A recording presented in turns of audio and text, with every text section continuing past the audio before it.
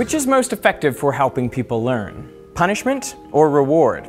We'll consider the case of Israeli fighter pilot training, because instructors there found that negative feedback was far superior to positive feedback. If a cadet performed a particularly poor maneuver, they would reprimand him, but they noticed that on follow-up attempts, his performance invariably improved. In contrast, if they praised a cadet for executing a skillful maneuver, his performance on subsequent attempts typically declined. So naturally, they concluded that positive feedback is ineffective or even detrimental, whereas negative feedback is what works. The problem is, this seems to contradict a body of research that shows positive feedback is actually more effective than negative feedback. For example, in studies involving teachers, it was found that if a teacher increases the ratio of positive feedback to negative feedback, that actually increases the percentage of time students spend on task. In another study, rugby players were given a video feedback session following a game. Except half of them were shown their highlights and they were praised for what they had done, and the other half were shown their biggest blunders, their mistakes, and they were scolded for doing things incorrectly. Now, a week later at the next game, it was the players who had received the positive reinforcement who performed the best. And in fact, the difference was not just psychological. Blood tests revealed that the players who received positive feedback actually had higher levels of testosterone than players who had received the negative feedback. I think that's quite remarkable, that even a week post-feedback, you could still see a physiological difference between the two types of feedback. Wow. Well, so why didn't this work for the Israeli fighter pilots? Well, maybe there are cultural differences, and in some cultures negative feedback works better.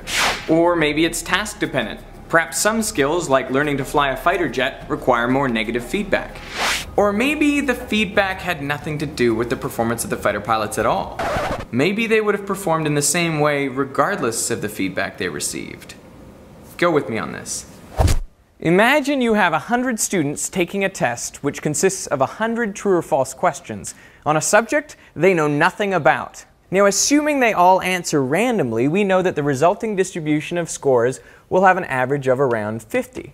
But just by chance, some students will have scored significantly better or worse than the average. Man. If you select the top 10 students whose scores were all above 50 and gave them a second very similar test, you would find that the average of their scores would drop back to around 50. Similarly, if you selected the bottom 10 students, their score on a subsequent test would rise to 50. This is just regression to the mean. Regression to the mean is the reason why if you have a really good round of golf today, your round tomorrow will not be as good. Yes! That is because random chance plays a role in virtually everything that we do. So the outcomes of events are influenced by both our skill and a little bit of luck. So if you have especially good luck on one day, chances are your level of luck will not be as good the next day. Now that sounds a little bit like the gambler's fallacy, which states that past events influence future probabilities. For example, if you flip a coin and it comes up tails a couple times, the gambler's fallacy is to expect the probability of heads to increase for the next flip. In reality, it doesn't. It's still 50-50. The idea with the gambler's fallacy is that probabilities change so that overall things even out in the long run. That's the idea. With regression to the mean, it's not that things are evening out, it's just that extreme events are becoming diluted by the average events, which happen much more commonly. Now with these students, they were completely guessing on every question, but even when you know something about the subject, there's still going to be that element of chance. And so regression to the mean always occurs, just to a lesser extent. This is really important to consider in research. Imagine you're trialing a new drug to help prevent heart disease. So from a sample of patients, you select those in the bottom 10% of heart health indicators, people with high blood pressure, high cholesterol, that sort of thing. Now after a month of being on the drug, you test them again to find that their scores have improved. Well great, the drug is working, right?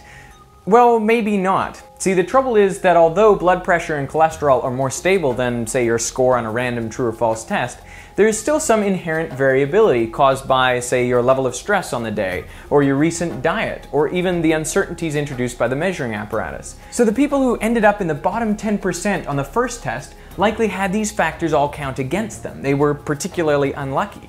But you should not expect them to be as unlucky when you test them a second time. So their scores should improve just based on random chance. That is why it is so important that clinical trials use control groups drawn from exactly the same population so that you can see whether the drug improves scores more than random chance alone would. Or what about assessing the impact of speed cameras? When they're first installed, they're normally put in locations that have had a high volume of accidents in the previous year or two. Makes sense? Now those accidents are likely due at least in part to bad road design, but also due at least in part to bad luck. And so you shouldn't be surprised that after a speed camera is installed, the number of accidents goes down. It would go down anyway simply due to regression to the mean. Meanwhile, somewhere else that previously had a small number of accidents will likely have more. So the overall accident rate may not change, and yet we will feel as though our investment in road safety has paid off. But perhaps what's most troubling about regression to the mean is how it influences our perception of feedback. For example, with the fighter pilots, after they execute a maneuver particularly poorly, chances are the next attempt is going to be better, regardless of the feedback they receive. Similarly, after an especially successful display, chances are the next attempt is not going to be as good. And that has nothing to do with the feedback and everything to do with the statistical nature of our universe. But we are hardwired to see patterns and causality everywhere, which is why the instructors felt that positive feedback was detrimental and negative feedback is what works. And this is really unfortunate because that is the exact opposite of what well-controlled psychological studies show. You know, I think it's really unfortunate that if you give negative feedback, chances are you'll be rewarded. They will do better. And if you give positive feedback, chances are you'll be disappointed because it's difficult to maintain that level of luck. But that's the way our world is. So think about that next time before you tell someone off. If you stay positive, it may just work out for the best in the long run. This video was inspired by the book Thinking Fast and Slow by Nobel Prize-winning economist Daniel Kahneman. So that was the first time I heard of the Israeli fighter pilot training and really started thinking about regression to the mean. It was pretty awesome, and I downloaded this book from Audible, so I was listening to it on my travels. I'm currently at the Perimeter Institute, which you can see has some beautiful blackboards. Now, if you want to listen to this book, you can download it for free by going to audible.com/veritasium, or you can listen to any other book of your choice for a 1-month free trial. So thanks to Audible for supporting me, thanks to Perimeter Institute for putting me up in this amazing location, and I will see you next time with some theoretical physics ideas, so stay tuned for that.